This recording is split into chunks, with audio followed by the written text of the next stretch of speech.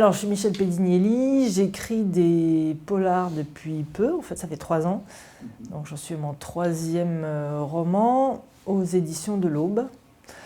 Qu'est-ce que je peux vous dire d'autre? Oui, c'est 3 romans avec toujours le même personnage principal, qui est une femme détective privée. Alors, c'est parti d'une nouvelle que j'ai écrite en 2015, que j'ai envoyée à un festival qui s'appelle Toulouse Polar du Sud, parce qu'ils organisaient une espèce de concours de nouvelles. Je suis arrivée dans les 3 premiers, et d'abord j'ai découvert ce festival, et ensuite on m'a demandé pourquoi t'écris pas plus long. Alors j'ai répondu parce que je sais pas. Et finalement, je me suis dit, bon, peut-être que tu vas passer sous un bus, tu vas mourir écrasé et tu sais pas, tu n'auras pas essayé. Donc j'ai essayé et j'ai écrit plus long et j'ai écrit une histoire qui finalement, donc ça j'ai écrit en 2016 et finalement elle a été publiée en 2018. Donc voilà comment je suis devenue autrice. Moi, ce que j'aime dans le noir, en fait, c'est de soulever le tapis, de regarder la poussière, qui a mis la poussière et pourquoi dessous. Je ne sais plus qui avait une très très jolie expression qui disait le noir, c'est ce qui permet de mettre de la lumière sur les zones d'ombre. Voilà. Donc c'est ça qui m'intéresse et c'est découvrir.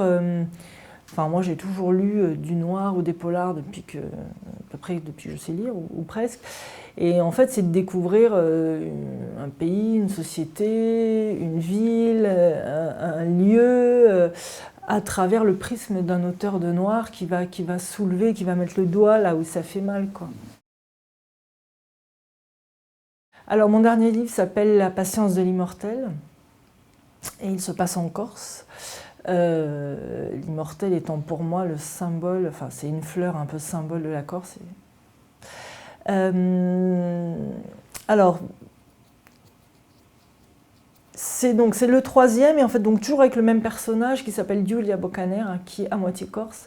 Et là, elle va sur l'île pour enquêter sur le meurtre d'une jeune femme qui était journaliste à France 3 Corse et qu'on retrouve carbonisée dans le coffre de sa voiture. Et en fait, c'est plus qu'une enquête pour elle, c'est une tragédie parce que cette jeune femme, elle la connaissait, c'est la nièce de son ancien compagnon. Et c'est un bébé qu'elle a tenu dans ses bras à la naissance, c'est une petite fille qu'elle a vue grandir. Et là, elle est horriblement peinée et elle décide d'aider, d'enquêter parallèlement parce que son compagnon, qui est un ancien, qui est flic, se méfie un peu du problème entre la gendarmerie et la police judiciaire sur l'île. Donc il lui dit vas-y fonce et trouve qui l'a fait sans perdre de temps. Je ne suis pas allée très très loin, je me suis inspirée d'un peu moi. Non, en fait, c'est-à-dire que comme moi, mon personnage a la moitié de ses origines corse, et comme moi, elle a passé des années sans remettre les pieds en Corse. Et donc comme moi, quand elle retourne en Corse, elle a perdu quasiment tous ses repères. Il lui faut du temps pour décrypter, pour comprendre les non-dits, les silences, pour s'adresser aux gens, elle marche un peu sur des œufs, à peu près comme moi.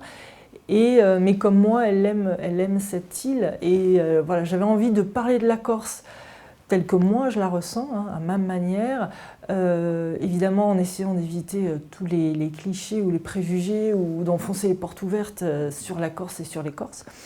Et je suis plutôt contente parce que les retours qui viennent de l'île sont bons.